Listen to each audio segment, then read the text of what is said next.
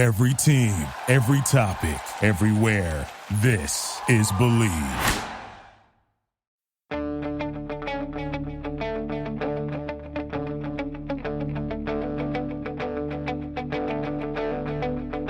Ich warte seit Wochen auf diesen Tag und tanz vor Freude über den Asphalt.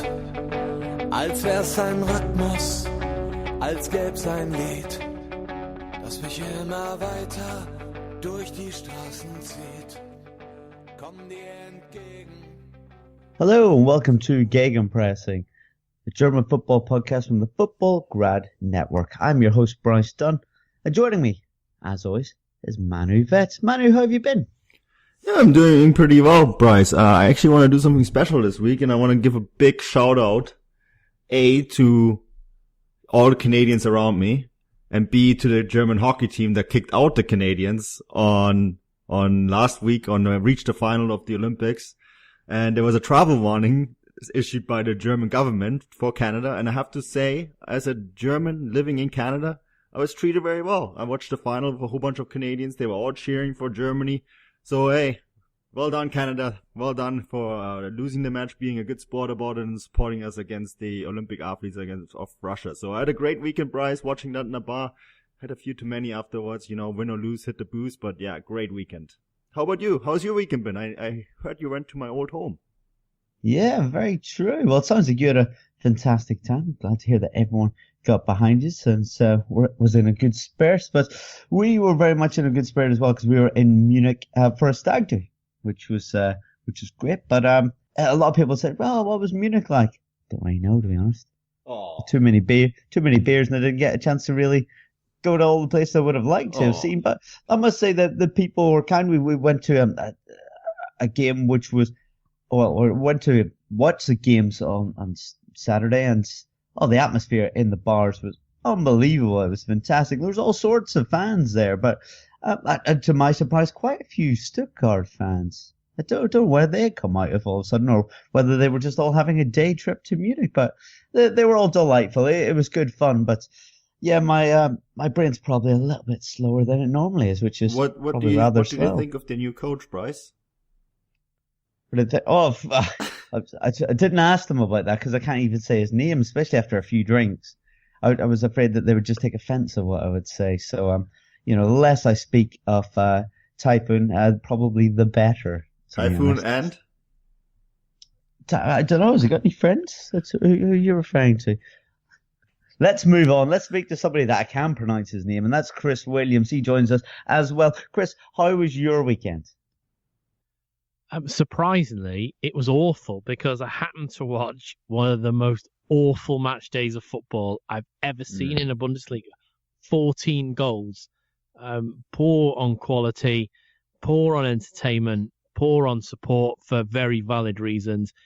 As we'll get to discuss, it was a weekend to forget. Yeah, it was difficult, I must say, being away with a load of lads. And somebody go, Bryce knows about Bundesliga, and me hyping it up so much, and why do we have bloody ages for a goal on Saturday? I don't know what happened. I mean, may I just say the Gladbach goal it was something special when it did go in. Or am I getting the games even mixed up? I've had too many beers this weekend.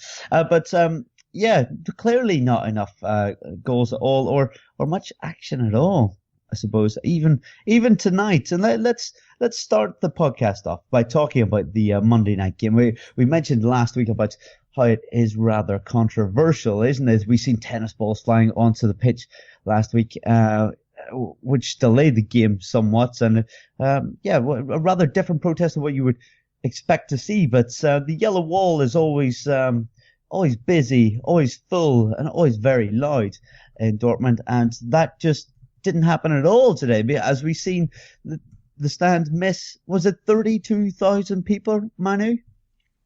Yeah, no, it's slightly less than that.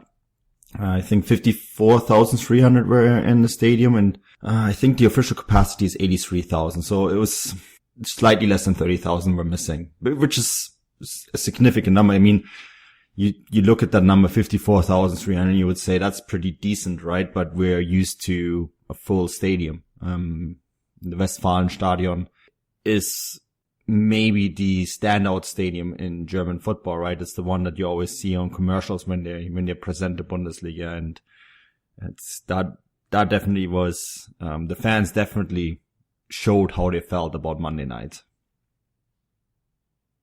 Yeah, very much so. Chris, you've been over to Dortmund to see games on many occasions, and this really can affect performance, can't it? And maybe it's not a bad way if the fans really do feel strongly about these Monday night games.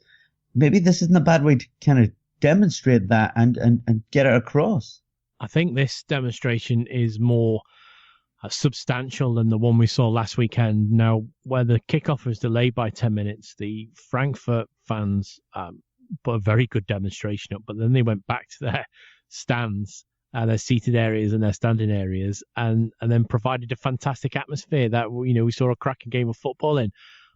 So what actual impact did it have in the big scheme of things? Very little, I would say. Whereas this one, you know, it's not far off a half-empty stadium.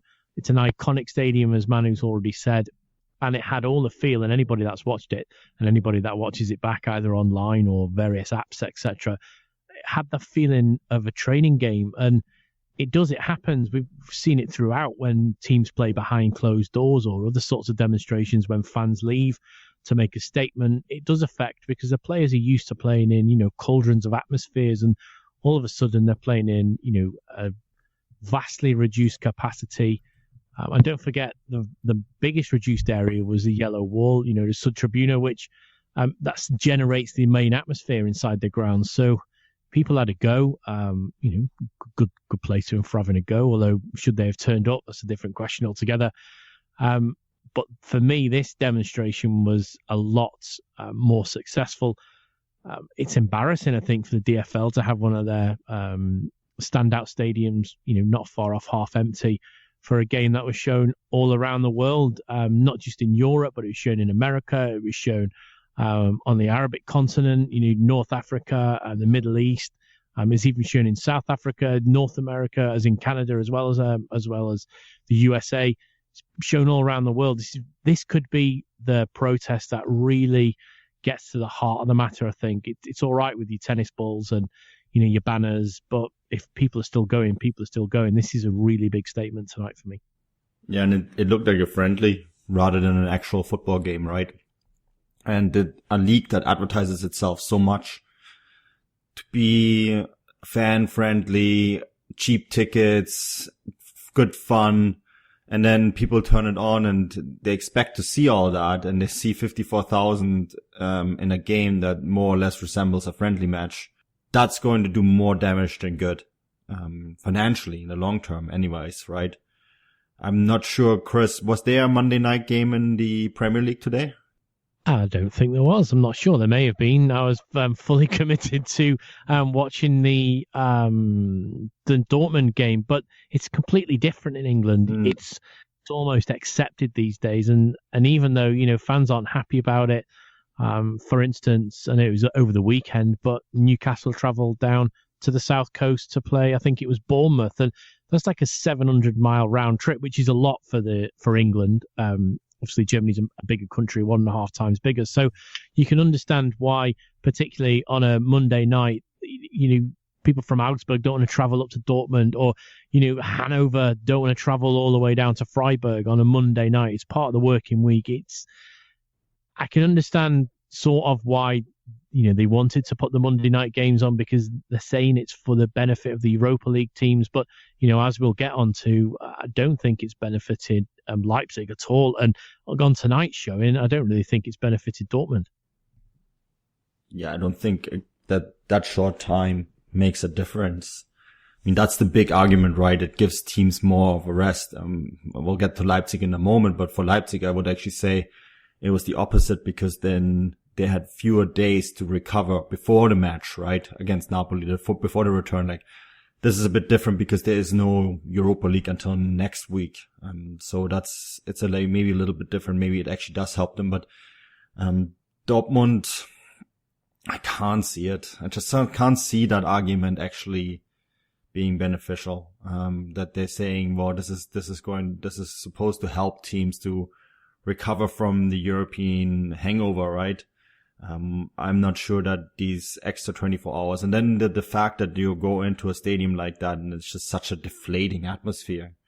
And these players, especially when you're used to playing in Dortmund, they almost live off that atmosphere. And you saw it in this game. I thought they started really well and they played really well, and then they usually get carried into the second half, right? But the legs were just gone, and there was just no emotion and no fighting spirit in this team in the second half. And Dortmund seemed just very deflated for me, the second 45 minutes. Manu, just before we move away from the talk of Monday night games, we see these protests and they send out a very strong message, but do you think we actually are going to see anything done about it? Yeah, I do think so. I really do, Bryce. I think this had an impact. Hans-Joachim Watzke has said that they would rather lose money than keep going with the Monday night games. Unfortunately, I think it's now in the contract, in the television contract, until 2021. So until then, I think it's very difficult to change it.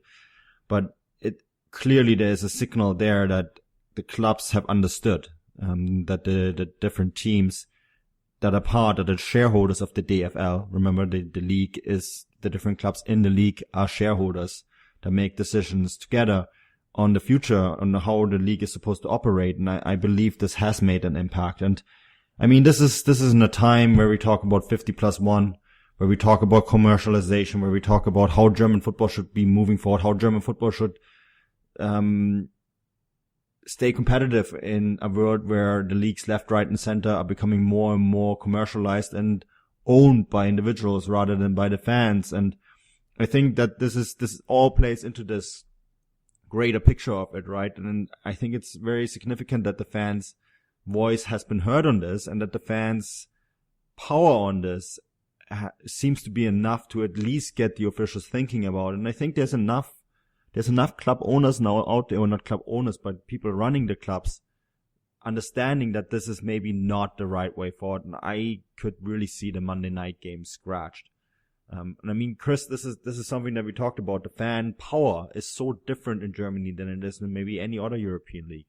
Yeah, it is. And I think on this particular one, we'll see it maybe removed. And there wasn't a great deal of happiness originally about the Friday night game, but that's at least the start of the weekend. Monday's the start of the working week, and I can understand the frustration behind it. I certainly wouldn't want to be travelling on a Monday to a Monday night fixture, if I'd been in work all day. I'm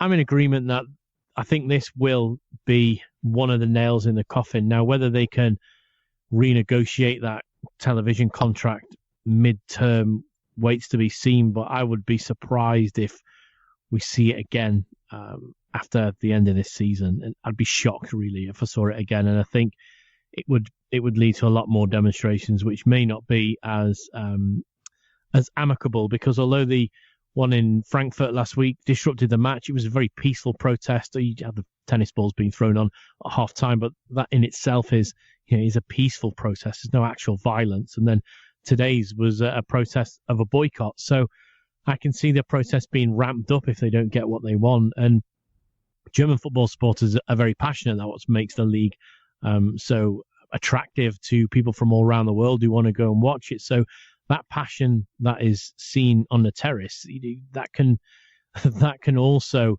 be channeled into different avenues should they not get what they want. And don't forget, the fans own the clubs in Germany with the 50+1 and memberships, so they have a right to be heard, and their voice should be listened to.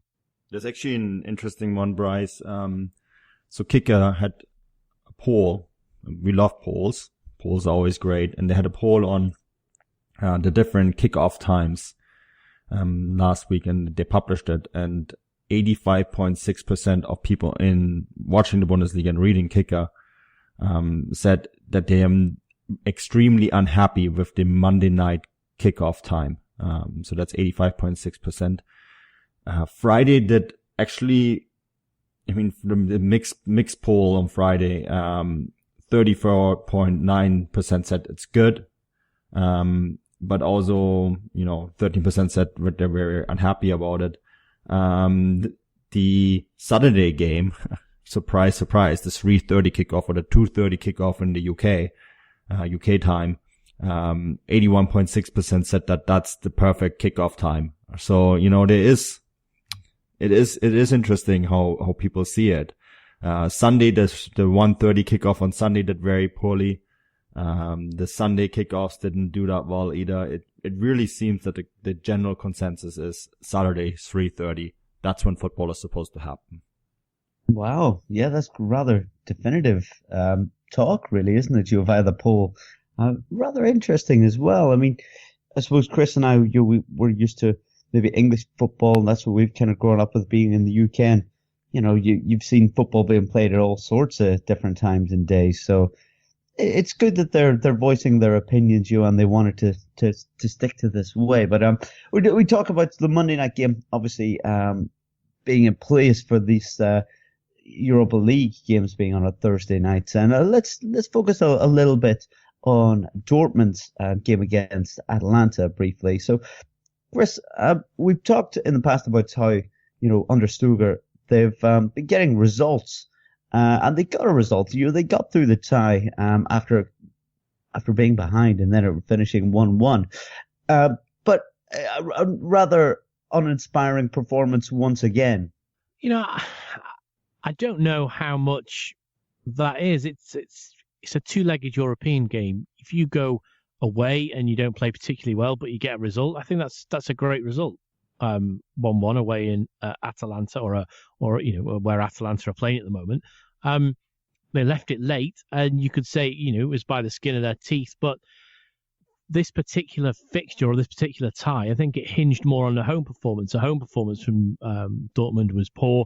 To go to Italy and to get a positive 1-1 result, I thought was at the end of the day exactly what they needed. And you can argue that the football wasn't the best, but when they needed to get a result, they got one. Now, whether that's something that's happening consistently at the moment, where they are getting results, but the football isn't the best, I think we could probably disregard tonight because of the factors off the pitch, the outside factors that affected the game. But on the whole, Dortmund have been, can we say boring? They're slightly boring, but they're getting the results. So you have to ask yourself at this particular moment in time, what do you want to play? Do you want to play fast, expansive, exciting football that you occasionally pick up points and you occasionally drop points, like under Bosch? Or do you want to play, and also Tuchel as well for that matter, or do you want to play a slightly more boring style of football, but you're going to pick up wins and draws, and you're not going to drop that many points, as in lose? So it's a bit of a catch-22 situation. What was Peter Stoker brought in for? He's brought in to steady the ship. Has he done that? Yes. Is it exciting? No, not if you compare it to Thomas Tuchel. But at the moment, they're second, albeit if they'd hung on, they would have opened a nice gap, maybe to cement that second place with a 3-point cushion behind them. But at the minute, they are where they can't be any higher than they are, Bryce. They fell off the boil. That Bayern overturned that massive points gap, 14-point gap at one time earlier on in the season, and they fell completely off the rails. And Stoker's come in and turned that around, and they're the highest they can possibly be in the league. And whilst I don't find it that exciting, I don't think you can really complain about it that much. If they were 6th or 7th or 8th, then there'd be a lot to complain about. But when you're sitting second in the league, or top of the other runs because Bayern have ran away with it, then Peter Stoker's getting the results that he needs to get. Whether he's there next season, I'm not particularly sure or sold on that yet. But at this moment in time, the result out in Italy was a good one. Yeah, I suppose the results don't lie, do they? Especially when we look back in years to come, So, interesting enough. And I think Stoker's getting a bit of a hard time, if I'm being honest. But let's talk about the draw for the next round then. Manu, we've seen Dortmund are going to come up against RB Leipzig in league next, but they're going to have to take on Red Bull Salzburg in the Europa League. How do you think they'll get on against them? You would imagine that Dortmund should be too good for them over the two legs, wouldn't you? It's FC Salzburg in Europa, isn't it? Yeah, Bryce, that's very naughty. You're going to UEFA won't like you. You're not getting invited. Dear. Now. Well, gee, I'm not getting invited to any of their games or this. To be fair, right. the Google schedule says Red Bull. They don't even say Salzburg, they just say Red Bull. It's even more blunt than it is with RB Leipzig. I guess bull weeks for Dortmund, if you take it that way. That can be seen as a positive if you're into stocks. And I mean, Dortmund is a team traded on the stock market. So it's a bull market maybe. You can play on that. But I think, RB Salzburg, they're a very good side in Austria and a very well organized side. They're obviously anyone knows that's how it is. They're part of the Red Bull, fabric. They're part of that chain of teams that and RB Leipzig and RB Leipzig have signed many players from Salzburg, and Salzburg have a fantastic academy. I think they won the UEFA Youth League last year. So they are very good at producing players. They are a side that is very well organized, that dominates Austrian football, and I think that Dortmund have to play very well actually to beat them, because they know how to play football there. And I think over the two legs, Dortmund will take this game. I think there is something to watch though when it comes off the pitch, is the fact that, 2 times against RB teams, Chris, I'm pretty sure there's a lot of Dortmund ultras that are not going to be quite so happy about that. Oh yeah, well, protest take 2. They won't be travelling to Salzburg, will they? They've already said. A few of them, including the Unity and a couple of the others, have said they won't be going. Now, you will get normal run-of-the-mill fellas, daughters, sons, wives, children going, but the main hardcore support that follows Dortmund will be absent from the ground in Salzburg. Yeah, there you go. That's an interesting byline, and I'm curious to see how it's going to be in the return leg. How are they going to do? How the Dortmund fans are going to react to that? I mean, it does help that it is FC Salzburg in Europe. I guess there is no. I think they have a different logo too, don't they, Chris? They don't have the. Yeah, they had to. So, as part of the UEFA paperwork to say that RB Leipzig and Red Bull Salzburg are not the same team, Salzburg had to drop one of the bulls on their shirt. So it's like we're a different side because they've got 2 Red Bulls and we've only got 1. Oh, there's 50+1 klaxon, and I know a few people that will be going off on Twitter on that. I think we all know what we're talking about, and it's going to be interesting to follow it all. They are a completely different side. They just wear the same colours home and away. They've got the same sponsor, and they've got the same logo pretty much, but they're a completely different company. Honest. So would that mean if they won the double, say they won a domestic and a European title, it actually wouldn't go down the books as an official double? Yeah, it would. It's just they can't be called Red Bull Salzburg in Europe because UEFA don't like any sort of branding outside their agencies, which is why when it's Champions League night, it's the Munich Stadion, it's not the Allianz Arena, it's the BVB Stadion, it's not Signal Iduna Park. It can even come to England, it's Leicester City Stadium, not the King Power Stadium, because of the sponsorship regulations with UEFA. So they would still be classed as, Red Bull Salzburg would still say we're European champions, but it would show on the UEFA website as FC Salzburg. Yeah, and in Austria, Bryce, they often carry the name of the sponsor in the team name. It's very, very common. And UEFA has always dealt with teams doing that so when they're playing the Austrian Bundesliga, the example is Austria Vienna, they had a sponsor name it was Magna. So they were called Austria Magna Vienna in the Austrian Bundesliga, and when they played in Europe, it was just Austria Vienna, right? Because UEFA doesn't like teams carrying the name of the sponsor in the team. And Austria is one of, they like to do things differently in Austria, I guess. And the teams are allowed to be named after, company names. So companies are allowed to sponsor a team, and then the company name will actually be part of the team name when they play in the domestic league. And then, that's how UEFA has dealt with Red Bull.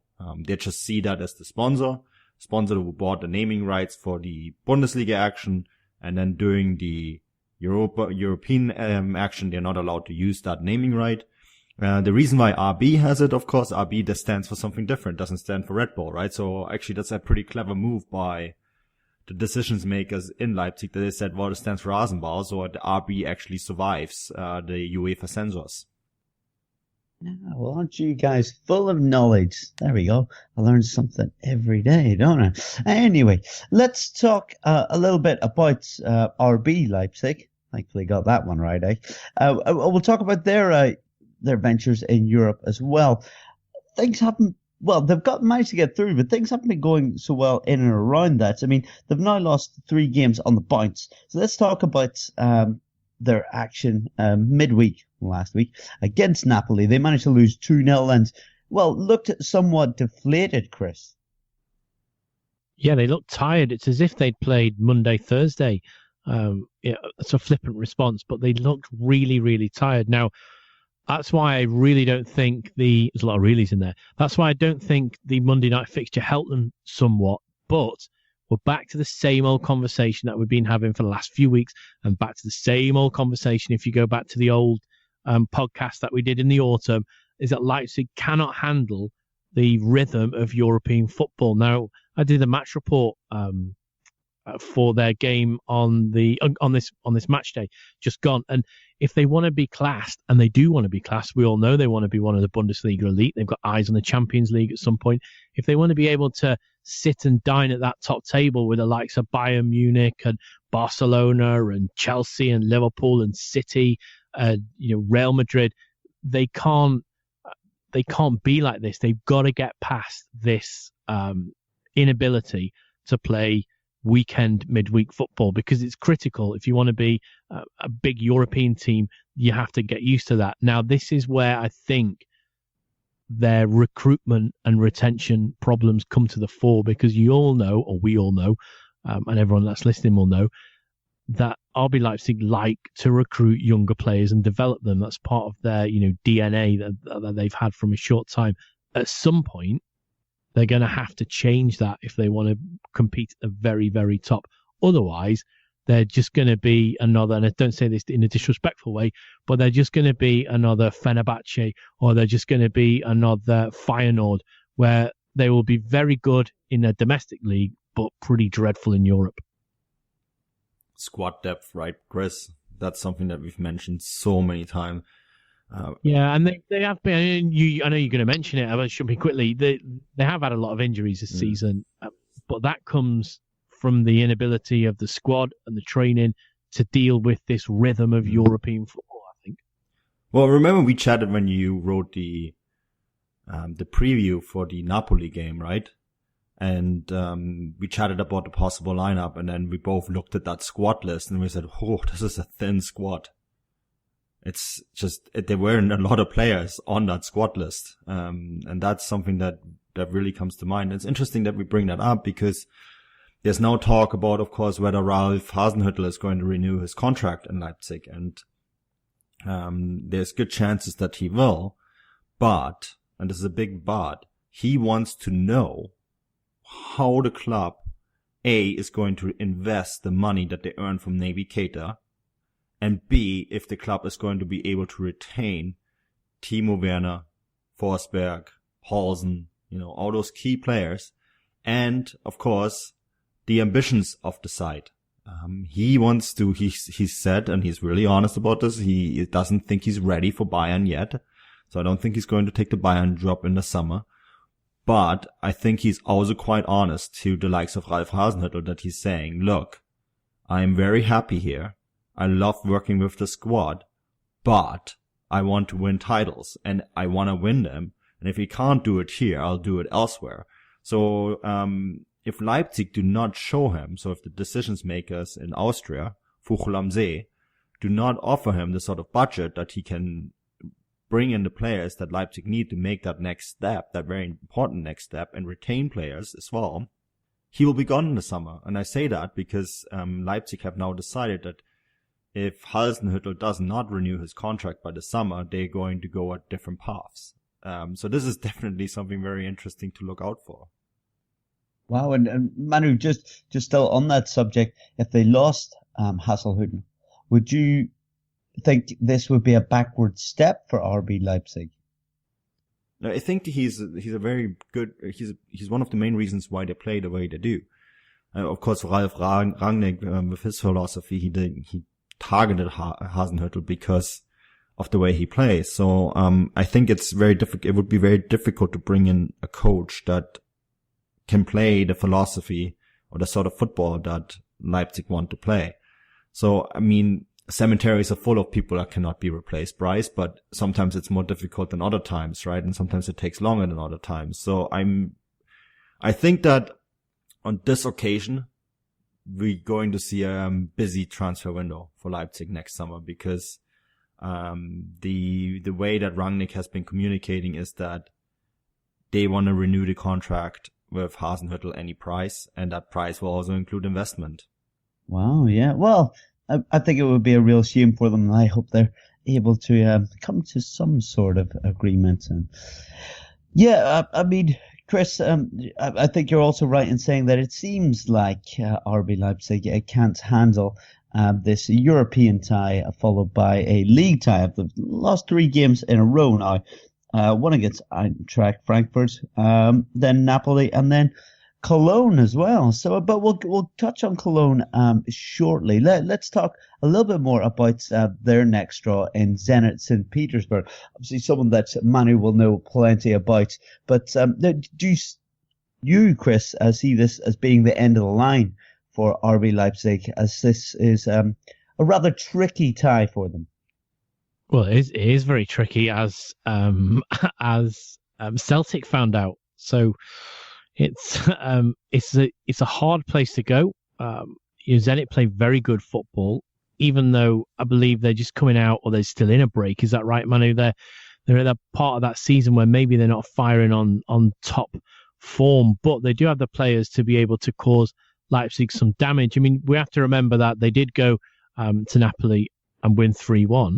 So they can do it, although that was a bit of a depleted Napoli side due to the fact that they're pushing for the Scudetto, their first Scudetto for a long time, since the early 90s. So you maybe can see why that result went Leipzig's way, but then you follow it up with what they did at home, and it was really that away goal that got them through that. I know Leipzig, could have leaked another goal, but you never know what happens after that. European ties, once you let one in, next thing you've been hit for 4, and we've seen that throughout the European match day this season, especially with a couple of the sides you put 4 and 5 goals past others. So it can be quite a strange game, and I think it'll be an eye opener for this very young Leipzig side to go out to Zenit St. Petersburg, and if they can get any sort of positive result, and by that I would say a 2-1 defeat is probably a positive result because they get that away goal, then as long as they're on top of their game, then I can't see why they can't beat them. But just going on, the last couple of, not just match days, but maybe the last couple of weeks, they've picked up a good result against Augsburg, and then they beat Gladbach, but they've stuttered against sides like Hamburg and Freiburg and other sides like Hertha, who you don't really know what you're going to get with Hertha, so you should be beating them, although a lot of teams are struggling at the minute. They should be beating these teams really with the infrastructure they've got, with the investment they've had, with the development they've got, with the coaches and the general manager they've got. They should be able to play a side like Napoli with a 3-1 victory in their pocket and be able to match them toe-to-toe. But they haven't been able to do that. So I could see that if this current RB Leipzig side, and I'm on about the one that's played at Frankfurt, Napoli, and against Cologne, I can see them getting beat by Dortmund in the next game, and that'll put them to 4 straight losses. And then they've got to play Zenit St. Petersburg at home, and if they leak an away goal or 2 there, then I don't think there's any coming back for them. So you could be right, Bryce. It could be the end of road for them. But if they pull their socks up and get back to Leipzig's side that we've all seen them be in the past, then, who knows? We can get anything delivered, from furniture to toilet paper. And now, adult beverages with Drizzly. Drizzly lets you compare prices from local liquor stores on a huge selection of beer, wine, and spirits, then get them delivered right to your door in under 60 minutes. And right now, Drizzly's giving all new customers $5 off their first order. Just enter promo code EASY5 at checkout. Download the Drizzly app or go to drizzly.com. That's DRIZLY.com.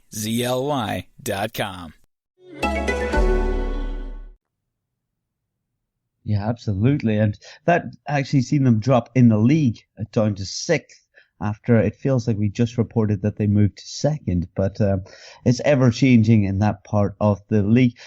Manu, just quickly before we move away from RB Leipzig and speak a little bit about Cologne, how do you see them getting on against Zenit? Do you see that being at the end of the road, as Chris and I have just said is a rather large possibility? Zenit is they're a good side, very good side. I went on twice on radio and in Scotland to talk about Zenit and the strengths that they have. And Glasgow were very lucky in that first leg that was the first game of the year for Zenit because of the 3-month-long winter break. Now, of course, they very, very much found their legs at home and easily beat Celtics 3-0 at home. And that's because they, once they find their legs and the many, many good players that they have, this is a side that can go and buy world stars. They are very wealthy, owned by Gazprom financially, on very good feet, coached by Roberto Mancini. So this is a team that has a lot of stars, a lot of very good players. We just featured Leandro Paredes in the scout report on footballguard.com. This is a sort of player that could do well in any league, and for any top side, and he plays for Zenit. And he's one of many. So this is a very good team, and I think it's a very well organized team. And the problem is too, the Russian Premier League starts this weekend, actually, Bryce. So, they will have 3 games in the legs. That's enough for a top side to have found their gears, so that the advantage of the long winter break is gone. And I would say this is a 50-50 game. It really is. And I think Zenit have a slight edge because they're just more experienced, and Roberto Mancini is a good coach. And they have been a little bit back and forward in the Russian league as well. They're 7 points behind Lokomotiv Moscow, and there's only 10 games left in Russia because of the very short second half of the season that they have there. So it's very unlikely that they're going to win that title. And Gazprom wants titles, and Gazprom likes international titles. And my sense is that they're going full out for the Europa League, and that is something quite dangerous, right, for Leipzig. So I would go even so far as say that this could be the end of the line for RB. Oh dear, it's not so good for RB in. As I said, let's move on to their last league game, a game that Chris followed rather closely, against Cologne. Cologne, who seem to be dead and buried.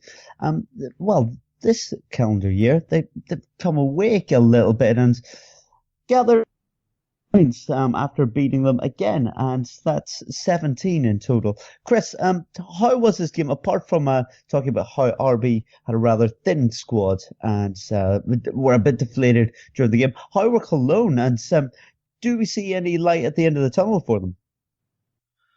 Oh, that's a really good question, Bryce, because I would have said no going on the first half performance, but going on the second half performance, I put in the report for sportsstart.com that maybe they should play out the next few fixtures as if it's the second half every time they start, because they seem to start slowly and then get punished, and that happened again in this match. I thought as poor as Cologne were in the first half, Leipzig were very, very good, and Bruma was exceptional. He was a real pain in the side for the Billy Goats. But I don't know what was said at half time, but they came out a completely different side and then embarrassed Leipzig. And once again, Leipzig took the lead and couldn't hang on to it. We've mentioned that they've lost their last 3 matches in all competitions, but it's worrying. But as for Cologne, I mean, can they do it?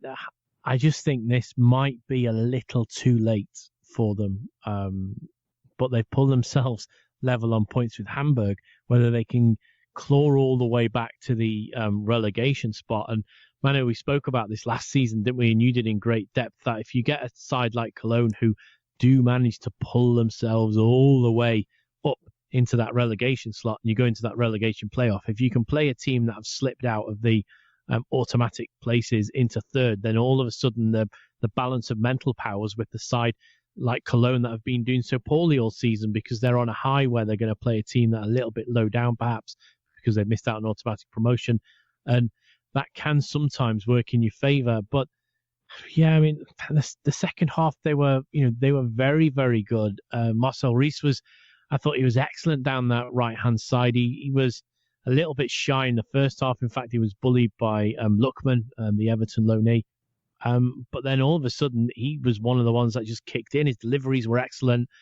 He got his assist to Bittencourt, which sorted the game out in the end. And it was a very, very good display. It's just whether they can do that week in, week out, because I think they were lucky they faced Leipzig on this particular match day, who had been horrendous for the last couple of games. And, they probably talked at halftime about what happened at Frankfurt with Leipzig and how, maybe they just needed to get one back to give them a little worry. And that's pretty much what they did. And I just can't see it though, Bryce. I think this is, too little, too late. Look where we are. We're in, the very, very back end of February, start of March. Once you're in March, that goes exceptionally quick. March does. And then we're into April, May time. I just think had this have been January and not the very back end of February, we might be able to look at something different. But I think it all depends on their next game. But for me, it's too late for them. So, Chris, if I quickly ask, what result are they going to want from Hamburg versus Mainz in the next match day? A draw on that one, a win for Cologne. Might give them a little bit more belief. Yeah, I mean, because what you're looking at there is giving up ground to sides around you. So they won't want Hamburg to win, but then they still won't want Mainz to win because they'll have an idea they want to pull themselves out into that position. So ideally for them, it's a draw and then win their next game. And then they've made up 2 points on two of their closest rivals for that relegation slot. So that's what they'll be wanting. And they were big, big winners this match day by grabbing those 3 points, especially with Hamburg losing. It was, a very, very, very good result for them, but they're going to need that type of result for the next, 9 match days. I can't see it happening. Yeah, it does seem like a rather slim hope, doesn't it? Manu, you may have to buy your dad that beer, eh? But let's talk about Hamburg as well. It seems like that clock is, not just hampering them maybe this season, but it would seem like it may be coming to a rather big halt at the end of the season as Hamburg, they look dreadful. They've looked dreadful for a while. I've spoke to some of the football fans while I was in Munich, and they all seem to say that they feel that Hamburg need to go down and rebuild, and it's about time. And yeah, they were pretty poor against Werder Bremen as well, weren't they, Manu? Oh man, there's a saying in German: "Not against Elend." It's emergency against can't do. I guess it's the best translation. It was a very dreadful game, and I guess Bremen got the result that Bremen needed, and Bremen look very good now, and have a good chance of getting safety very quickly. But for Hamburg, you almost wonder, and this makes me look very poor because I said that I think around Christmas time that I don't think Hamburg will go down. I can't see them getting out of this. This side seems done. They're just absolutely done. They're where Köln were in the beginning of the season. They just, where are they going to make up 7 points? I just don't see that happening for them. And that's really too bad. But I mean, I personally think that relegation is always a tragedy. There's nothing good comes out of relegation ever. But it does look like that's what's going to happen. And maybe this is the way for them to just reboot, get that clock, remove that clock, start from fresh, and maybe rebuild all the infrastructure, etc. But yeah, right now I have a really hard time seeing them reach, a 7-point gap. And the thing is too, unlike Köln, Köln are on the upward trajectory now, right? Hamburg on such a downward spiral. I don't know. Bryce, I think I may eat my words from Christmas, and I think Hamburg might go down. Yeah, it's looking tough for Bryce, Hamburg. I'll just jump back in there from that question you said. Of Looking course. at the fixtures, if it might be for Cologne's benefit for Hamburg to beat Mainz in their next game, because that will give Mainz the push over Wolfsburg, who have been awful, and that could be the key for Cologne getting out, is to drag another side right down into the brown sticky stuff. And I think if Wolfsburg go into that area, they too could then go on a downward spiral, because they just about escaped it last season. In fact, the game I was in, I was willing for Braunschweig to score, because I just thought they had everything that they needed. So they escaped by the skin of their teeth over those two games, really. And it could be that Cologne's best way out of trouble is for Mainz to win and drag someone else down into them. And then they're fighting against, as Manu said, Hamburg look like a team that have gone. And if Wolfsburg could be dragged back into that relegation playoff place, then they mentally could go as well. And then if Cologne are on an upward trajectory, that's easy, because you're just looking at picking off two people who want to be anywhere else apart from a football pitch. Yeah, and then Wolfsburg, when you look who's likely coming up with Düsseldorf and Nuremberg, right? If we lose Hamburg, both those cities are big cities with bringing big numbers to stadiums, so we wouldn't lose them. Losing only one of them would be more ideal. And I don't think anyone would shed a tear at the moment if Wolfsburg go down. I think that team that's the mismanagement, number one mismanaged side in European football right now. If you have a salary scale of Atletico Madrid and you're looking at the relegation, I think then you almost deserve to go down, right? So that might not be the worst scenario, in my opinion. Well, that's a per Hamburg would have Mainz and then Bayern Munich, so rather tricky games for them. Let's talk a little about Wolfsburg as well, as they're in and around there as well. We announced last week that all of a sudden they were without a coach. They've managed to hire, Manuel is going to be able to tell us a little bit more about this fella as a relegation specialist, but Bruno Labbadia, we've seen him previously at Hamburg and Stuttgart. Manuel, is he somewhat of a relegation specialist, and if so, will he be able to turn things around there? I like Bruno Labbadia. I always have. I actually think he's a very good coach, and for some odd reason, he's very good at saving clubs and then get them into a good situation. But then he's very unfortunate that he's at clubs that expect more than they can maybe achieve. And this is a good example. Is Hamburg. He saved them from relegation. The following season, he finished in 10th place, and then he didn't get the players that he wanted. And Hamburg almost got relegated at the end of the season without him. He was let go at actually a decent position. He was 10th in the league at the time, and then they actually almost got relegated after they fired him. Similar situation in Stuttgart. Stuttgart, he did very well as well. Saved the club from relegation, and then worked together with Freddy Bobic. And there was always there wasn't very much chemistry.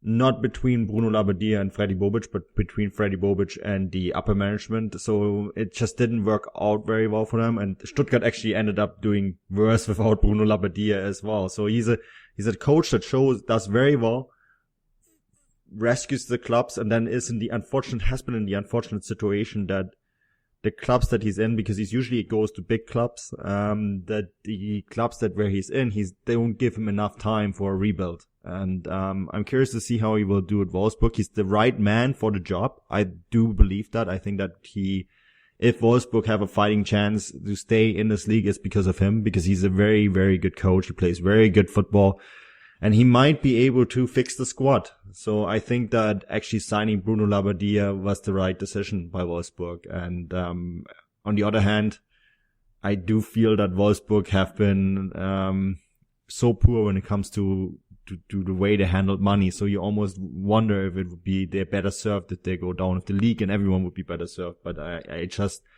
based on the fact that they hired Bruno Labbadia, I find it hard to believe that they will actually go down. So it's very interesting towards the bottom of the table there, and it's going to get more interesting, I feel, as the weeks go on. But let's speak about a Gegenpressing podcast favorite in Guido Burgstaller, as we've seen him have a rather fantastic game for Schalke against Bayer Leverkusen. Chris, we mentioned at the start of the podcast, didn't we, that it wasn't the best of match days, really, was it? But do you think the Schalke performance and result was possibly the game of the weekend? Well, I think Guido Burgstaller was the player of the weekend because I've got a lot of time for him and think he's brilliant. And once again, he's come up with the goods. And I took to Twitter to say this, that he was written off by almost everybody when he left the second Bundesliga. Oh, what are they signing him for? But, not that we're the font of all knowledge, but we did say we thought he would fit straight into the Schalke side. And, I think it's the way he plays. He's just so competitive, and he's got that guile inside him. He's got that look in his eye of a striker who just wants to score. And I think he links up very well. And, I wrote that he's critical to this Schalke revolution under Tedesco, and the fact that they're so high in the league, sitting in third, and it's all down to the likes of Burgstaller and their drive for this game. Not for this game, but for this whole season. But yeah, you're right. It wasn't the best match day, and this 2-0 win away at Leverkusen, I'd say is bar Cologne's result. Let's say that Cologne's is the result for the bottom half of the table. I think that Schalke are the big winners this match day when it comes to trying to cement the Champions League automatic. Obviously, I saw the game. I just didn't see it live. So if you watch that game live, well done to you. But the Football Grad Network will be live at Schalke this coming match day. So I'm really looking forward to that and being able to finally see Burgstaller live and see what Dominic Tedesco can serve up. Obviously, Schalke have accredited us as a network, so I'll be there representing the network, and I'm really looking forward to my first visit to Schalke. Just before we move away from Schalke, Manu, some people are saying that Max Meyer may be leaving Schalke, or he may be staying, and other people labeling him as a Xabi Alonso style replacement for any clubs looking for that kind of player out there. Do we know what the latest is with him? Yeah, so as it often is when we do a pod, late news is that apparently he has turned down Schalke's latest contract offer. So if that means he's not going to stay or if he's going to leave, I don't know, but definitely a blow for Schalke if he decides that he's not going to stay. Losing Goretzka and Maya would be steep, but Schalke are to blame for this because, they didn't renew his contract when he was wanting to renew his contract, thinking that he was maybe not good enough, and then Tedesco reinvented him. And he has done very well since, and now he's sort of turned the tables on them. And I guess that's just a case of maybe the club having sort of miscalculated a little bit. So I think that they will pull every stop to sign him, but maybe because he was sort of not given a new contract when he needed it, he might actually leave. There's a good chance, I think.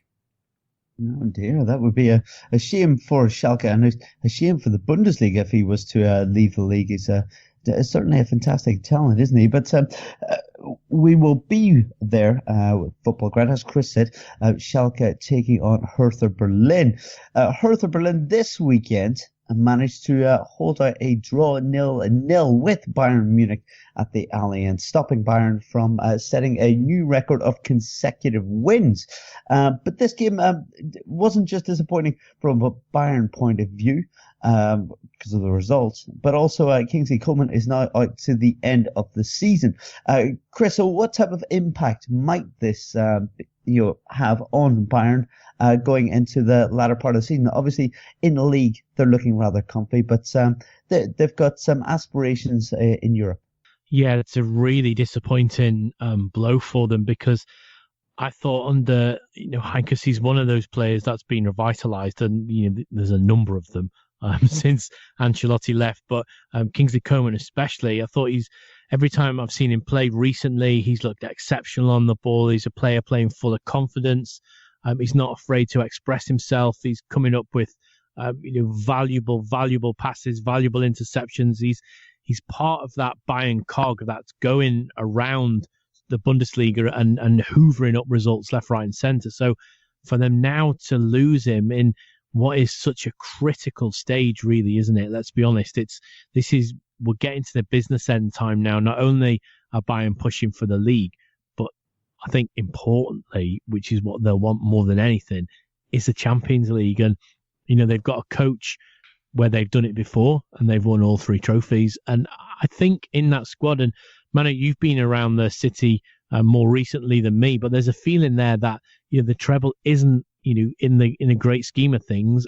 It's not some sort of pipe dream. It's something that can be achieved. So to lose one of your better, younger players as you're getting into the business end of the season, it's a drastic blow for any squad and any team, but especially this Bayern Munich side. And I really hope it doesn't derail them in Europe, because I'd like to see them get to the final. Obviously, I'd like to see them get beat by Liverpool in the final, but I would like to see them make it to Kiev and really stamp an authority on a competition that I think they've sort of faltered on in the last couple of years.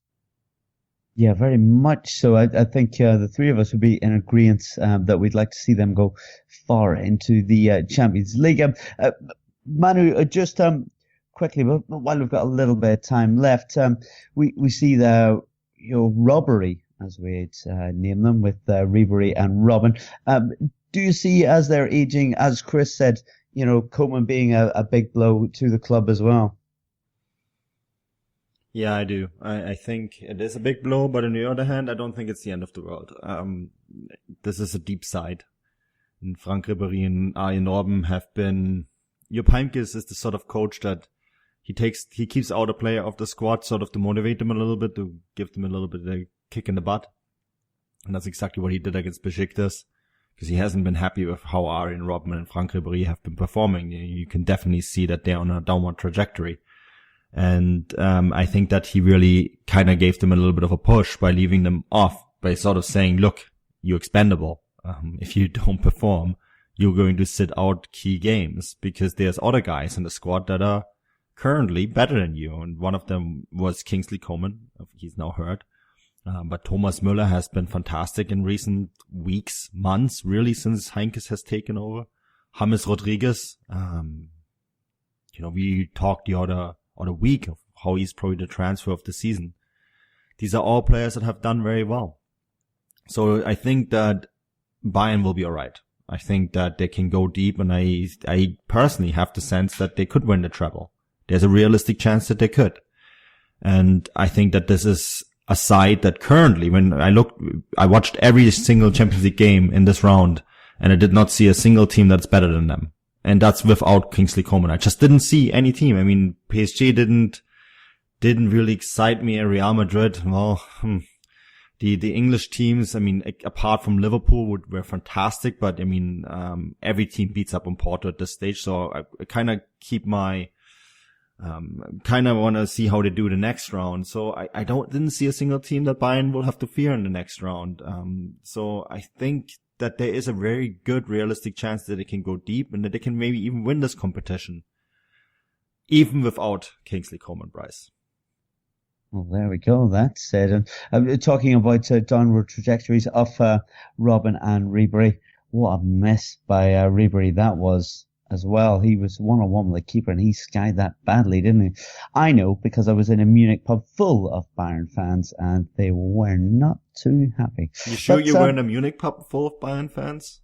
Well, there were certainly a lot of red Bayern Munich shirts in there. Alles Zugereiste. Yeah. Maybe they were... Yeah. maybe they were on a day trip, or maybe they were all foreigners that live in the city. I don't know. I can't confirm, but there was a lot of Stuttgart fans in there as well. But guys, I think that more or less does it for this week. I can't believe after the weekend I've had and the amount of alcohol I've managed to get through this podcast. But Chris, what have you got going on this week? What would you like to draw people's attentions to? Okay, so this week starts a bit of a mammoth week for me personally. On Friday, I will fly to Germany and cover Gladbach versus Bremen. Saturday will see me go to Schalke for Schalke versus Hertha Berlin. And then Sunday will see me travel to Cologne, hopefully, for the first time to watch Cologne against Stuttgart. That's something I'm really looking forward to. Monday is a fly back to the UK and go straight to Liverpool. And then I've got press conference duties and then Liverpool versus Porto on Tuesday, followed by Spurs versus Juventus on Wednesday. So it's a pretty busy week coming up for me and the Football Grad Network. So just keep an eye on at Football Grad Live, fushballstat.com. And also you'll be able to see me at Chris78 Williams, and you'll be able to keep abreast of all that's going on. Wow, Chris, that sounded like you just looked at fixture lists going on over Europe in the next week and just decided to rhyme them all off. Very impressive stuff. And good luck on your trip. For your book, Bryce, if you're going all the way to Germany, it just so happens that I'm staying in a nice little place, Wuppertal, and it's 30 minutes drive from Gladbach, 30 minutes drive from Schalke, and a 30-minute drive from Cologne. So it just made perfect sense. Clever. Oh, that was pretty clever planning, might I say, and certainly enjoy all the games and enjoy your trip to Cologne as well. One of the few stadiums I've been to, and I thoroughly enjoyed it. Yeah. Well in there with the Twitterati of Cologne as well, aren't you, Bryce? Well, that's it, but we don't need to talk about me. I seem to jinx clubs more than I do them any good. But Manu, what have you got going on in this next week? Can you possibly compete with Chris? I cannot. No, I'll be busy. I think I'm going to have the previews up on fußballstadt.com for some of these games, and traveling to Vancouver on Saturday. I've actually joined a new network called Pro Soccer USA. It's a conglomerate of different US-based newspapers that are going to exclusively report on Major League Soccer, and I'm going to join them for the 2017 season as their Vancouver correspondent. So I'll be producing plenty of content on the Vancouver Whitecaps on Pro Soccer USA.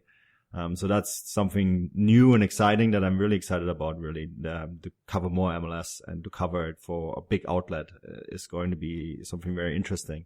But other than that, the previews, then of course the Football Grad Network is not going to be influenced by this at all. They give me the room to work on the Football Grad Network anyhow, so this is not going to be something that's going to influence the output of articles, podcasts, etc. It's just something on top of everything. Wow. Well, you guys are extremely busy. It sounds like it. But guys, if you have any desire to read about all of these games that I've mentioned, just head over to @FootballGrad Live on Twitter. They'll all be posted on there with plenty of other articles, match reports, previews, and all sorts. Okay.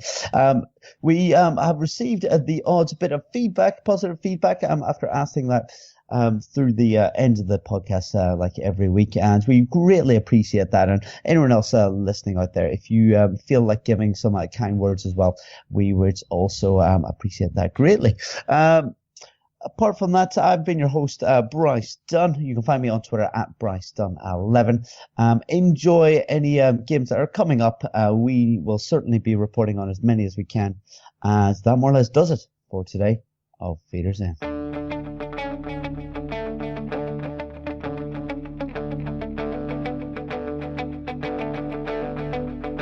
Ich warte seit Wochen auf diesen Tag und tanz vor Freude über den Asphalt.